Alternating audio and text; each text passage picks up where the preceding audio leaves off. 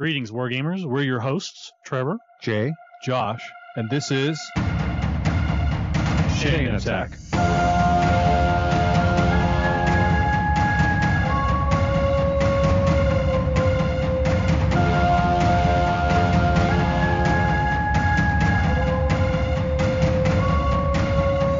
Chain Attack is sponsored by Discount Games Incorporated.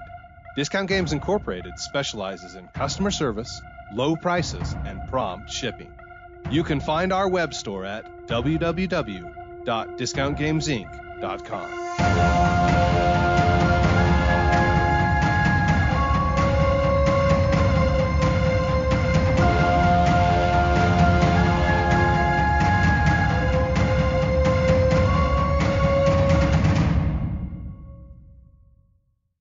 Welcome to Chain Attack. I'm your host, Trevor, and I spend most of my evenings trying to stop my son from burning up all of our resources in Terraria.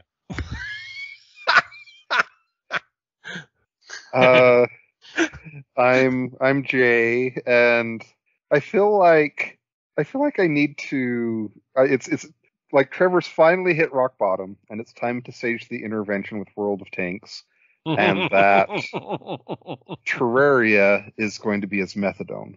Is that how that works? I think so. That's how methadone works, I mean? Yeah, I don't know how methadone works either. Basically methadone is the when you're trying to get off of illegal opiates, you take methadone instead Yeah. as your replacement drug. I like it. Is so once you're done with that, do you have to take a replacement drug for methadone? I mean, I'm not really sure how you get off of methadone. Are you saying the metaphor breaks down right here? Well, it's not like Trevor's going to quit gaming, so. Yeah, I'm not going to quit gaming anytime soon. I mean, the drug is there, and I will partake of it. It's just the flavor that I really have to, decide upon. But the truth is that my kids are finally to the age that I was when they were born. I was waiting for, and so the fact that we've finally gotten a game where everyone is interested at the same time is it's a godsend, and I don't the heavens opened. Yeah, I don't know that there's ever I don't know that there's ever going to be anything that's going to follow it up. I've played Apex Legends with my boys, but my wife clearly doesn't care for that. I've played various other games with each kid, but there's nothing that combines all of us together in one room and gets us playing the same thing. Although the youngest is not as enamored with Terraria as the rest of us are. The closest my clan has come to that, I'm Josh, by the way, is Don't Starve. Yeah, we tried that. I wanted to strangle the kids after 30 minutes. Well, so it's interesting because you're saying like Terraria, it sounds like you have a little bit of that, but not as much, huh? No, I mean, you've got no hunger or anything. If you log in and walk away for an hour to go eat dinner, you're not going to come back. You might come back and be dead, but you won't come back and your game won't be ruined. I mean, Don't Starve just feels like there's a very definite, it's too punishing. Not for me, but it definitely is it's too punishing of mistakes. Oh, sure. Yeah. Okay. Yeah, in Terraria, you could, summon a boss, get killed by the boss. Everyone just respawns. It's not as big a deal. It doesn't cause you to have to restart. And there were times during Don't Starve where my wife and I, it was just like real life. My wife and I were spending all of our time trying to keep the family fed, and the kids were not contributing. They were not contributing in a meaningful manner to keeping everyone alive.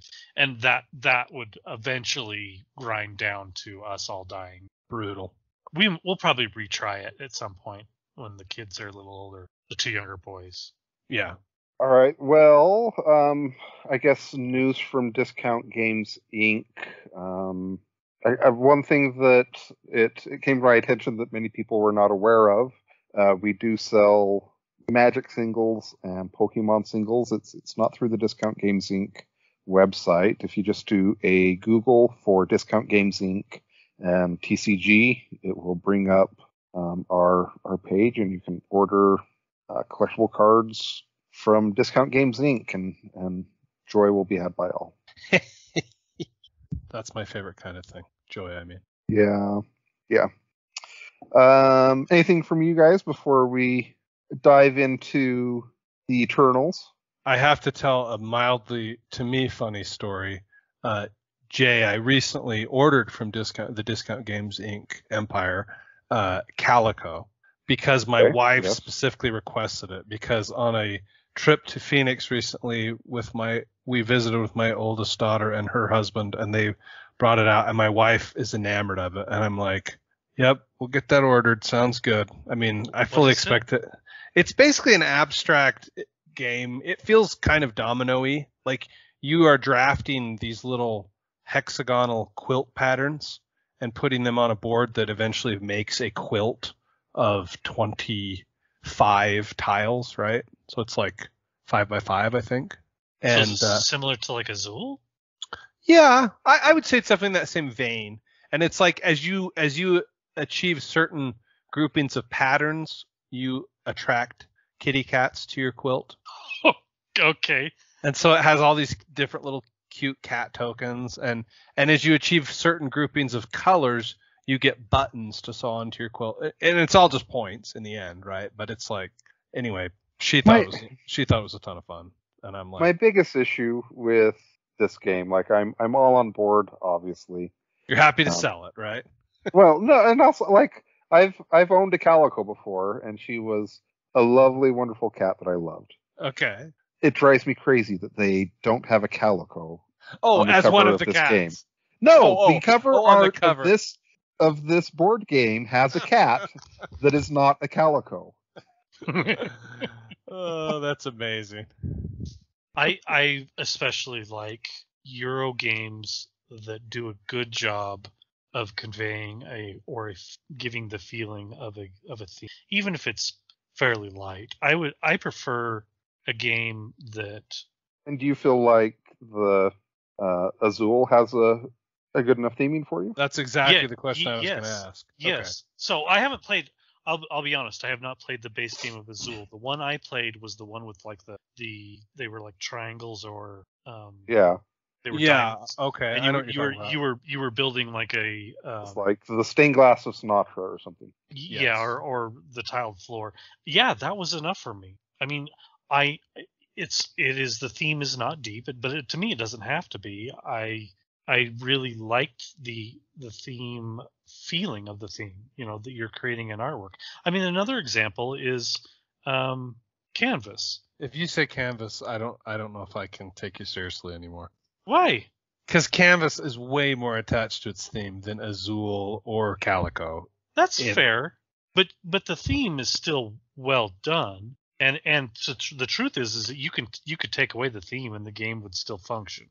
Yeah, well, and that's true in Calico too. Like it could be human organs and rocks, and the game would be no different. Yeah, I really do enjoy Euro games that don't feel like the theme is completely unrelated. Well, anyway, all right. That was my interesting board game story.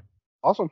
All right. All right. Well, let's dive into Eternals, and this is one where I feel like fairly early on we will have some spoilers. So if you have not watched it yet on Disney Plus, I would recommend doing so because I'm prepared to open with a spoiler. Okay. Let's bust it out. I mean, my favorite scene was when a character. This is, I believe, how my children would say it. Yeeted himself into the sun. Okay. Best part of the movie, hands down. Why was that the best part of the movie? Because I had grown a deep and abiding hatred of him, and a lot of times the characters that you hate don't get what I would consider their just desserts. But in the end, I was actually quite surprised that he did that. Okay. I guess where do we want do you want to give like an overall impression of it, or what you think to start off? That's probably a good start. Yeah. I'll go ahead and just say that from a MCU perspective, I'm kind of disappointed in the movie. It seems like it's one of the worst MCU films. That said, that bar is fairly high, and if this had been anything but an MCU film, if this had been just a normal release, I mean, if this had been a DC movie, the DC fanboys would be like, oh my god, they have William Shakespeare has descended from the heavens.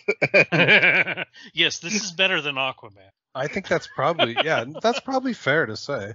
Yeah, but you know what? It felt, I hate to say this, but the plot, the motion of the whole movie, the pace of it, just felt really ho-hum, just kind of average. Oh, I gotcha. So I guess here are two of my thoughts related to this. The first one is part of my issue is kind of my own issue of my expectations of the movie. And the director that did this movie, Chloe Zhao, right? Yeah. So she won an Oscar for Best Director for Nomadland. And it's Josh. I'm sure you haven't watched it because it's rated R, and I'm assuming Trevor, you haven't watched it because it's not your type of movie. I actually don't know much about it, so I wouldn't say it's not my type of movie because I don't know anything about it. No, but I haven't seen it. No. So it's a Hulu original, I think, or it's on Hulu, something like that. Anyways, that's probably why I haven't seen it. Okay, yeah. Well, it is about this. The main character is someone who her husband dies. She is, essentially retirement age. Frances McDermott, who's an amazing actress, and she is not financially ready to. She's essentially broke, and so she starts living out of her kind of camper van, and she does temp work at Amazon, temp work at these different places, but also is like kind of traveling around the world or the nation. And so it's basically kind of a movie about that type of lifestyle. And a lot of the people who are in the movie are people who are actually doing that type of life in real life. And so they're not actors, they're people that are actually doing that type of life. So it is a very well done movie. It's also, kind of a very weighty emotionally movie. So, I wouldn't go ahead. It sounds like the type of movie that would get me to triple my life insurance policy after I finished it. I mean, yeah, it kind of is. And you watch it, and if anything, like you watch it like, oh my God, this is, this looks so awful, but it's, not nearly as bad as, like, in a lot of ways, they almost let Amazon off easy. So yeah, yes. So anyways, I spend a lot of time worrying about my wife if I were to be, sure, yeah, if I were gone, because right.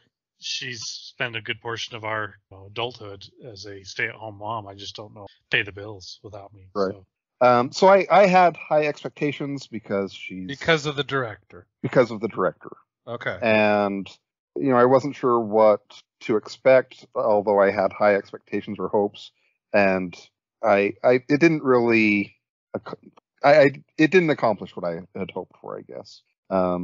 Which again is kind of my own issue. But really, Trevor, you mentioned pacing, some things like that.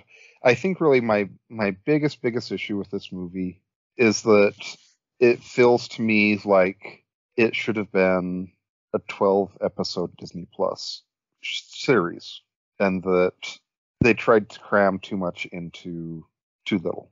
Yeah, I mean, it feels like the character progression that they are attempting to accomplish in a feature film does not lend well to, especially with the number of characters. Yeah. 100%. Right, yeah, the number of characters is a huge issue. And also, they do several different time skips and stuff like that, and that's fine.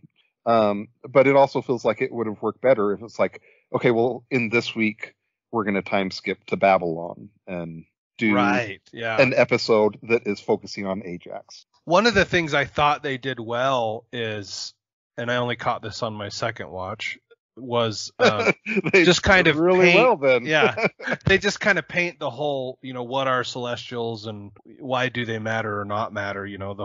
I thought that was interesting, but again, it was crammed into a pretty fast scene, right? Like where she talks to, I can't remember the dude's name now, Ashalum or whatever.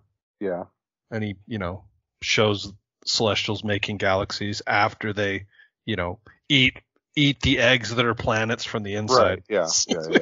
Like, I mean, all that was, I thought, interesting to do. There is.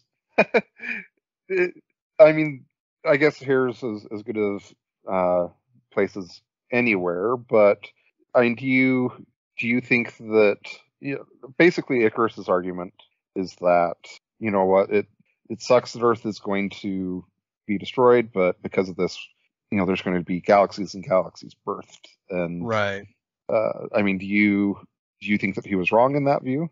Well, I mean, I think that he's wrong, but only because he's basically the character Cyclops, and that's the other reason I was glad he went into the sun. Like, he's a dick, and he shoots beams out of his eyes. Tell me that he's not Cyclops. They wanted to make him Superman, right. But, sometimes I want Superman to go into the sun, too, so... clearly it's a flawed argument, because really those worlds are just to feed more Celestials, or what are they called? Yeah, no, that's right. That is what they're for.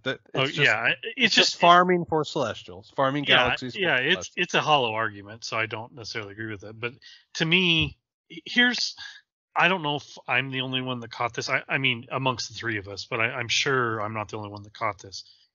To me, this movie, in many ways, feels like, let us take all of the subgenres, the minorities that we want to feature in this film, and make them fight the white guy, which I think is fine, except for the fact that then they just plaster on this really hollow plot that doesn't actually do the whole theme justice. Oh, you're saying Icarus is the white guy. He is the white guy. That took me just a minute to pick up on. That makes sense. Icarus is the bad white guy, and then you've got every other minority that's the other people, which is, like I said, I don't have an issue with that plot point. I have an issue with them basically almost holding that up as this is, see why our movie is great, and then not delivering on anything else. Oh, well, I have a question about the Icarus plot overall. Like, am I just dim that I didn't see the sudden but inevitable betrayal coming?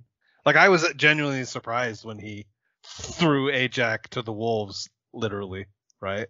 And I was delighted by it. Like, I was glad for the twist, because I felt like it added some sort of almost human level conflict, that I could care about more than this sort of huge astral, universe spanning conflict. I mean, even though they did a good job with Celestials, it's sort of hard to like care about them or take seriously any resistance to them. You know what I mean? So I saw it coming. I knew that he had betrayed. I did not, however, know to the level. So when that scene happened, I actually thought it was more of something normal had happened and he had refused to intervene, instead of actively participating in her. Oh, and like going and placing her corpse there and the whole 9 yards, right? Not that part. The part where he basically throws her to her death, I just didn't expect it to be. I more thought that maybe she'd been attacked, and instead of participating to save her, he had just stayed and not done anything, instead of being an act, instead of being a flat out murderer by commission, more murderer by omission. Okay. And that's the only thing that caught me off guard by it a little bit, was I knew it was coming, but I didn't know to what degree. So what about you, Jay? I think I was a little bit surprised by it. Yeah.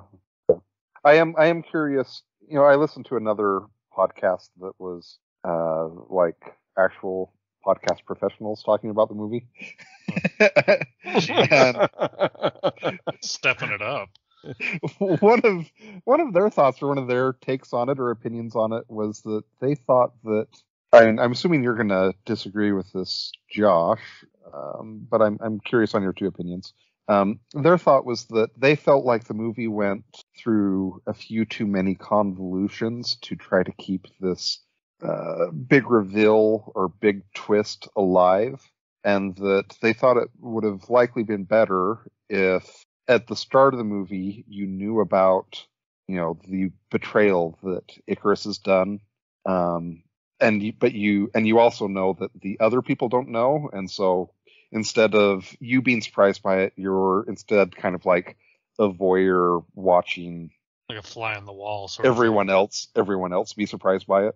Well, I'm here to tell you the funny thing is that my second watch of the movie was that, because I fell asleep and the part that I woke up for the betrayal and then watched to the end of the movie and then went back and watched like everything I had missed, which was like the things in the Aztec history, and like when they go to talk to Druid, all that stuff I had missed on my first watch through. So maybe they're right. Maybe I enjoyed it a little better because I accidentally watched it in that order.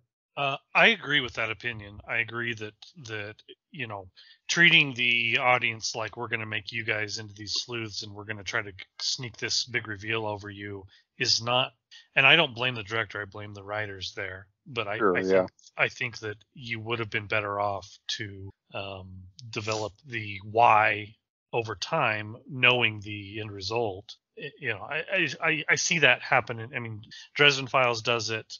Monk, the series, does it. You see a lot of these things early on sometimes, and then you find out why over a period of time. Monk does it really well. You always see the murder of the episode, and then you figure it out, how it happened over the course of the episode. And yeah, I think that it makes for a better story here. Yeah. I'm one of my assumptions, I guess, as to why they didn't do like a big Disney Plus series instead of the movie or whatever is I'm assuming that there were just enough expensive actors in this that they couldn't have justified the expense to make that with. Yeah, but they could have done it without the expensive actors, don't you think? Yeah, I agree. Yeah, I would agree that probably. I mean, who's the only one that like really represented their role? Like, I can't remember the actor's name, but Kingo, he was pretty funny. Like, he was good. Kumail is his real life name. Yeah, and like Angelina Jolie, they didn't need to have her, honestly. Nope. In fact, I think she was a little detracting. Yeah, I'm trying to think who were the other. Was like Cersei? Is she a big Salma Hayek, Richard Madden, and they didn't need Salma Hayek. I mean, freaking, what did Ajax do in this movie? Died. The end. The end. So just get a pretty corpse, Yeah. So I guess I mean, you ruined me, honestly, Jay, because when you made that comment, I'm like, and then I get to watch the movie, I'm like, yeah, Jay was right. What comment did I make? Well, you made a comment that it should have been a series, and I'm like, this would have made a lot of sense as a series. You know what I mean? Yeah, I think it would have been a lot better as one. Yeah, it's not only that, but like, I mean, actually, this is one that doesn't bother me as much because I realize they're setting him up for more. But like, Kit Harington just plays a kind of a bit part in the movie. A bit part, yeah. Yeah. Is he Cersei's boyfriend? Yeah. Yes. Yeah, I mean, I was more interested about him at the end of the movie than about almost anything else. That's because, honestly, his reveal is probably the most interesting thing to come out of the movie. Do we already know who he is or whatever? Like, I mean, yes. Is there an upcoming movie or something? Is there a comic book I should be reading that will tell me about the dude who has the death sword? Yes, there are comics. I don't know how good they are. I've never read them. All right. And I think Greg said that his uncle is supposed to be the Black Knight. Is that correct? Kit's character will be the Black Knight. Yes. Yeah. It's a passed down sort of, here's the sword, here's our family curse sword. Yeah. Right. Yeah. A quick aside, and like, I don't know, for sure that this is the case, but a while ago I read like this article about steroid use in Hollywood and about how basically, there's tons and tons of actors. It talked about an actor who was like this nobody, and he was just like killing himself working out, and then he's like, you know what, screw it, I'm gonna take steroids, and then he does like a fraction of the work, gets way buffer, and gets a lot more successful in business and life, etc. Right? And I don't know. And the article says that like it's basically just super rampant in Hollywood currently in the age of well, why wouldn't it be? There's no testing. Superhero.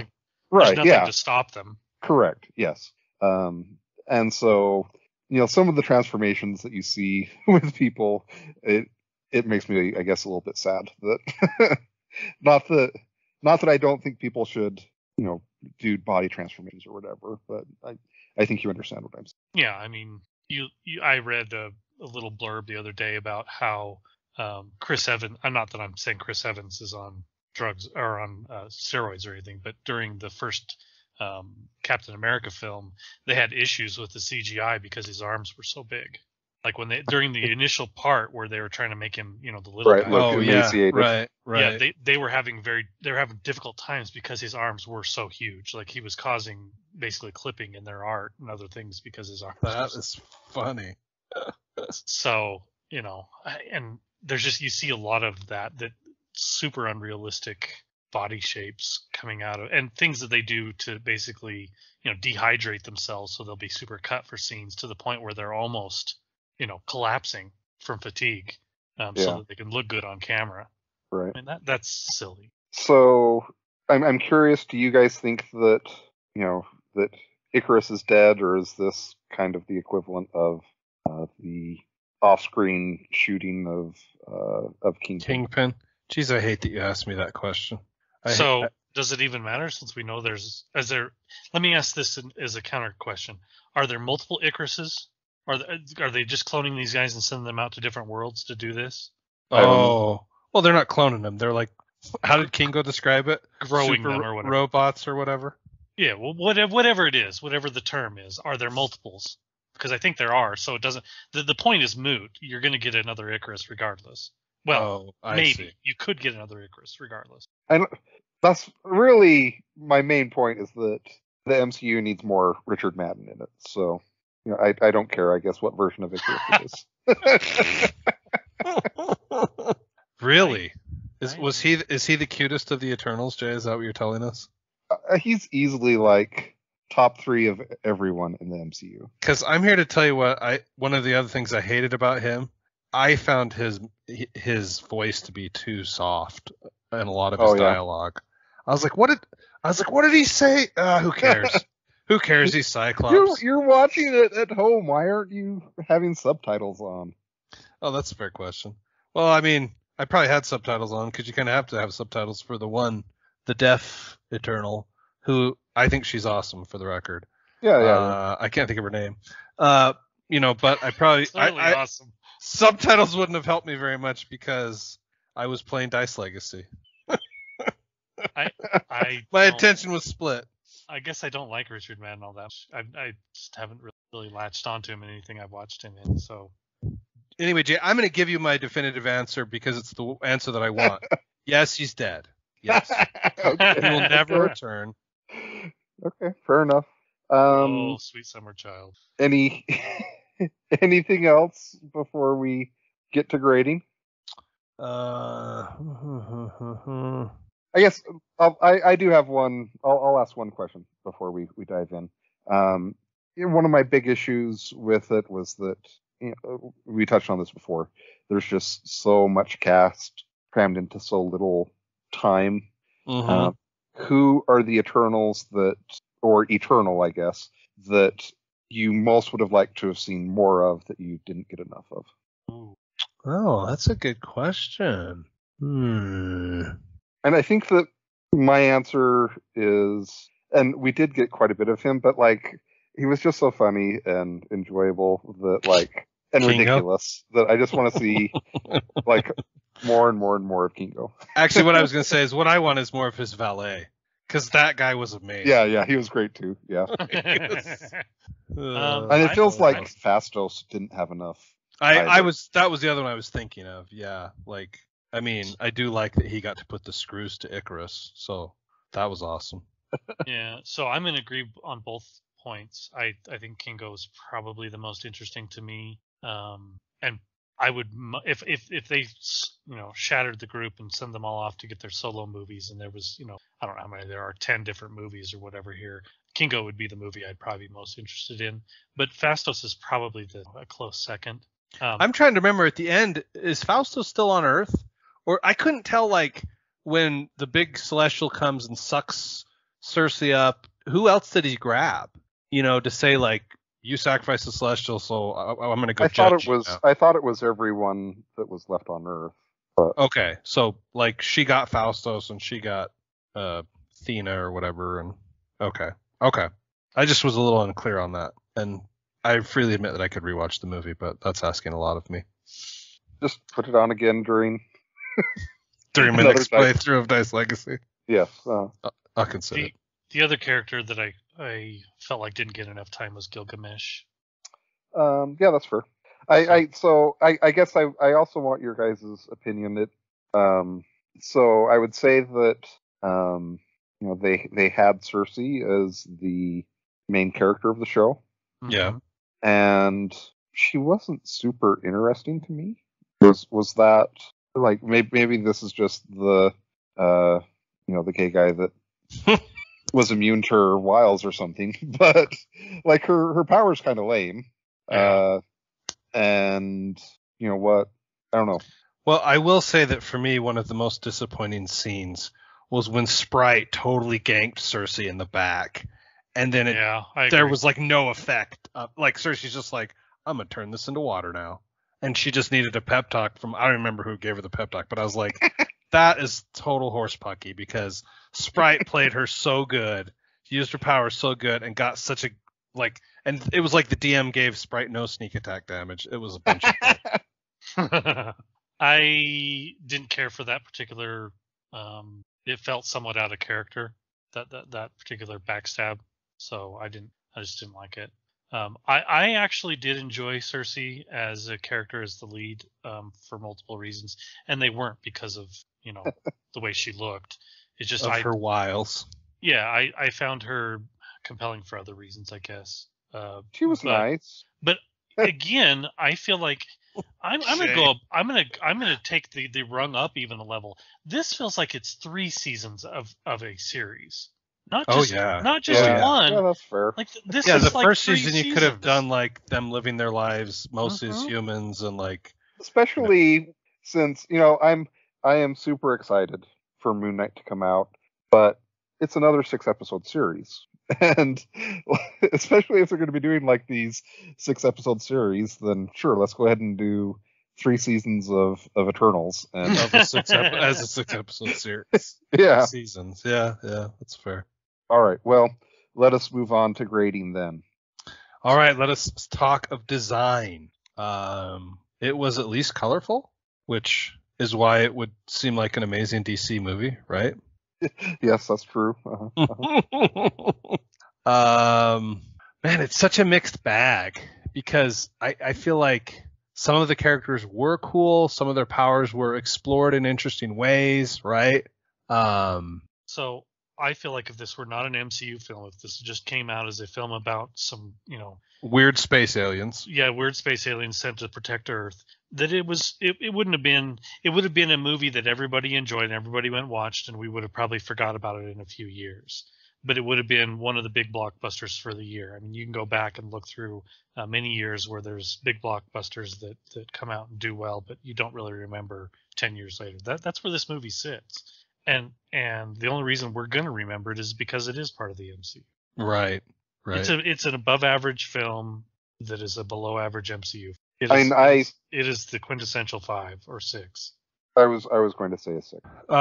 Yeah, I'm gonna go with the 5. There were some other places where I'll give it a little higher than that, but okay. So Jace has a 6. Yeah. All right. The plot is somewhat predictable. The characters are where it could have put itself ahead, but didn't. Yeah. Next category. All right. Time management. I've got a fast grade on this one, folks. I'm giving it a 3 because that's how many seasons of a television series it should have been, instead of what they crammed into a 2.5-hour movie. I think you're too generous. Okay. I mean, let's say you are given the mandate of trying to fit all of this into a movie. I mean, how well do you think they did with that, with the time they had, etc.? I think it should have gotten through in at least one more rewrite. I don't think they did a very good job of it. I feel like if you're going to have to cram it into 2.5 hours or 2 hours, that you're almost going to have to leave some of these parts as bit parts instead of just sort of dangling the possibility of more information or more interesting things about them. It's almost like hey, we really want you to know about all of these characters, but in the end, we're not going to give you a full amount of any of them. Give me a full amount of the 2 or 3 that should be the central characters, and let everybody fall into the back. Yeah. So what number are you giving? Are you giving it lower than a 3, Trevor?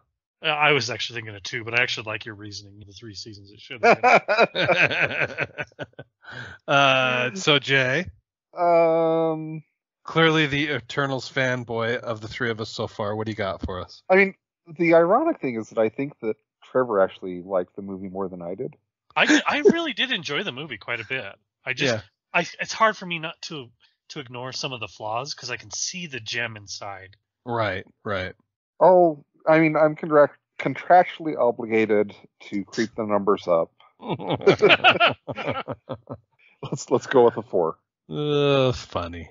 Repeatability, pretty low for me, even though, yes, I did watch it twice in parts. But I'm going to say just probably slightly below average for me, so probably a 4. This is one of those movies that I will only rewatch when we go through and rewatch the complete MCU. I just don't see me throwing it up like I did. You're not going to be like, man, I'm ready to watch. I mean, what are your most rewatchable MCU movies that you watch on their own? I guess Thor Ragnarok. I've probably seen Spider-Man Into the Spider-Verse. Yeah, Thor Ragnarok. I've probably seen 30 times. Man, jeez. Soon Spider-Man No Way Home is going to be available as well. And don't get me wrong, I've seen a lot of them many times. So that's just one. That one's just probably it was. I really resonated the humor with me, and so I watched a lot of Thor Ragnarok. I just thought it was fantastic.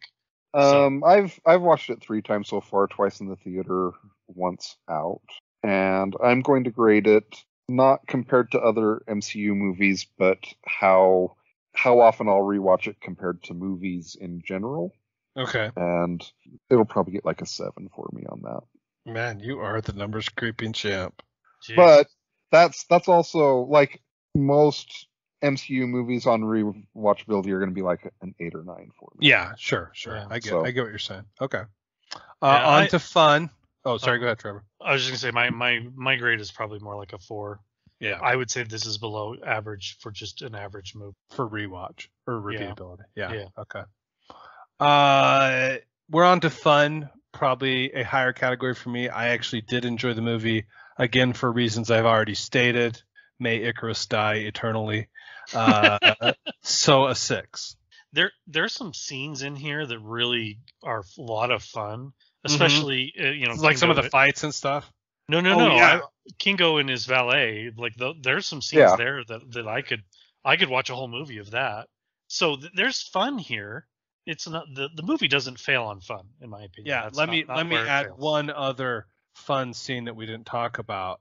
When Makari basically is speeding Icarus and just repeatedly bashing his head against a stone wall. It's almost satisfying. I might move the repeatability score up just for that scene. I actually think that, and in this one, I'm probably comparing it too much to other MCU movies, but I think it does pretty poorly on the fun scale compared to other MCU movies. Yeah, as a whole, it definitely does. Well, because Kingo is really the only kind of like, I don't know, comic relief, I guess. Yeah. Icarus, like Cyclops, takes himself way too seriously. I'm hating him more and more, and I hated him for that lot. But you every time you equate him to Cyclops, my heart the anger, shrinks a few sizes more. Good, yes. Anyway, so what's your number, Jay? The fun number. And it's probably a 6 for me. Okay. Trevor, does this get the devil's own rating, or are you higher or lower? It's hard for me because there's certain scenes that I would rate fairly high, 7, 8 sort of range, and then there's some of the subjects that they tackle in it, like the murder of Ajax. It just feels like they almost flippantly do it, and it sort of bothers me that it feels like Icarus doesn't have enough remorse. I just feel like he should have more remorse. I don't know.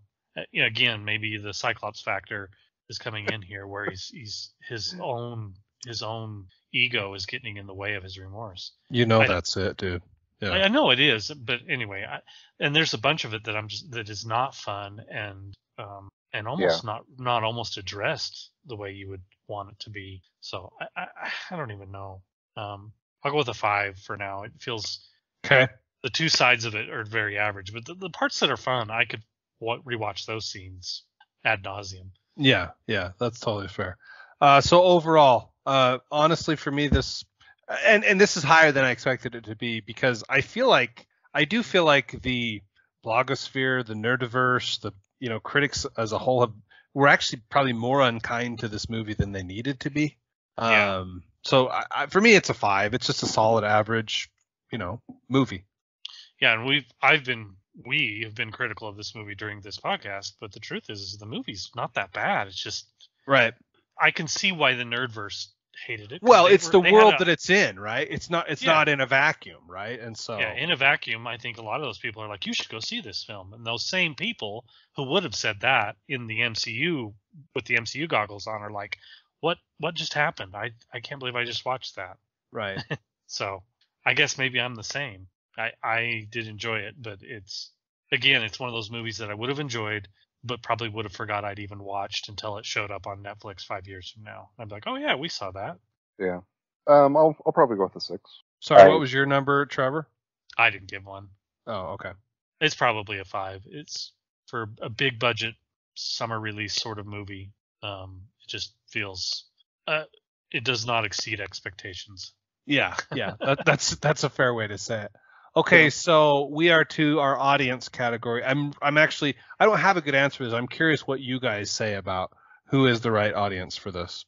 And it really feels like you need to be a fan of the MCU to watch this, because why else would you be watching it? Yeah, I agree. Yeah, I just don't know. I would have a hard time. And right now, because we have no context, if someone came to me and said, give me the list of the MCU films I should watch and in what order I should watch them, I would probably list this film as optional. I'd probably just say, even if you're enjoying it, you might want to skip this one. Well, it'll be interesting to see like what part it plays in. You know what I mean? Like, is the next Endgame going to be like a bunch of Celestials come to snap half the universe, or something? I don't know. It'd be interesting to see what role it ends up playing in the next phase. But I agree with you for like up to date. I mean, the truth is it took a long time to get to Endgame. Right. We might not see these characters or for ages. In fact, they may decide to just not bring this plot thread into the greater thing. This might be the end of it. You never know. I mean, there's just so much that could happen between. And I am curious. So I will admit that when Eternals came out, basically Phase 4 at this point had Black Widow, Shang-Chi, and Eternals. And I did enjoy Shang-Chi quite a bit, probably more than you guys did, but there was a part of me that was starting to feel a little bit concerned about Phase 4. And then Spider-Man But then you watched No Way. Hawkeye and then Spider-Man No Way Home came out, and I was like, oh, they can make amazing movies still. So, but I don't know. I mean, did you guys have any similar thoughts to that, or no? You know what's funny is talking about Phase 4, right? That is what we're talking about. Yeah. The Disney Plus shows have engaged me in Phase 4 more than the movies have. Yeah.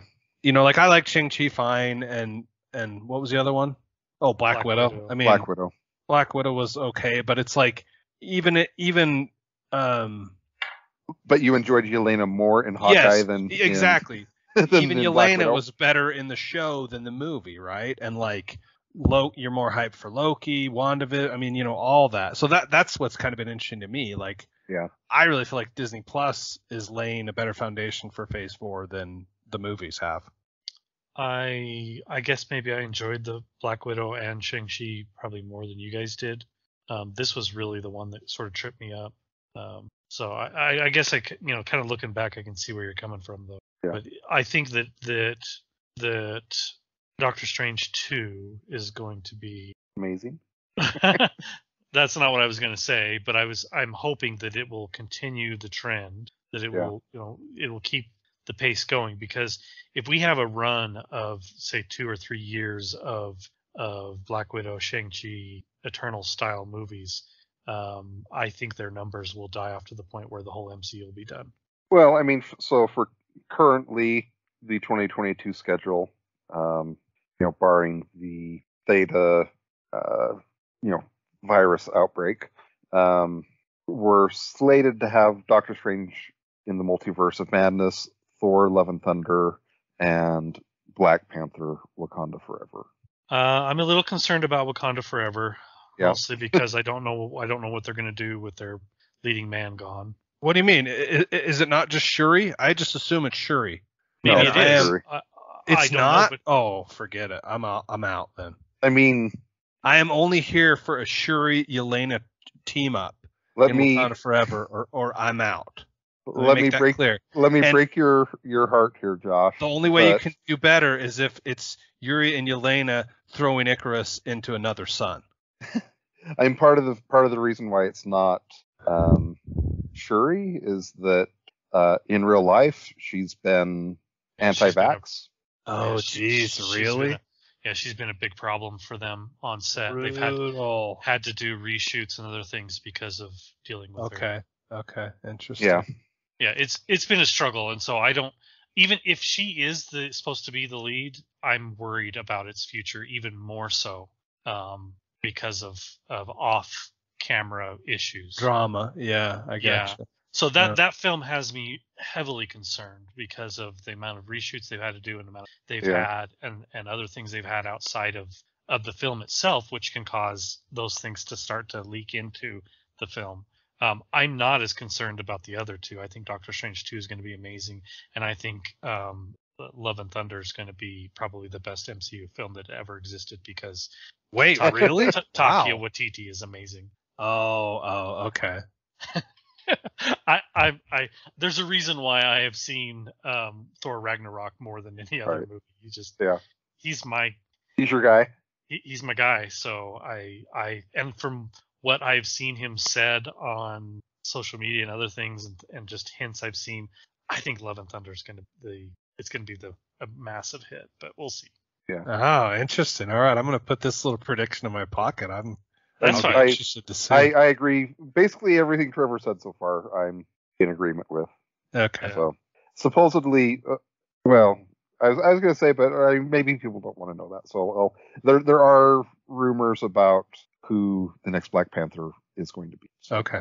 I actually don't know that either. I've been paying attention a little bit, but I sort of avoid those sorts of things, so I don't know anything about it other than the things I've read about the off-screen drama. So yeah. But it feels awful to me that Black Panther could go down in not the character, but the franchise. The film. The Black Panther franchise could go down in a ball of flames. Yeah. Don't worry. In 15 or 20 years, Trevor, our kids will watch Black Panther No Way to Wakanda, and it will redeem the first and second film. Maybe. All right. Well, let us know what you guys thought of the Eternals, and we're excited to hear.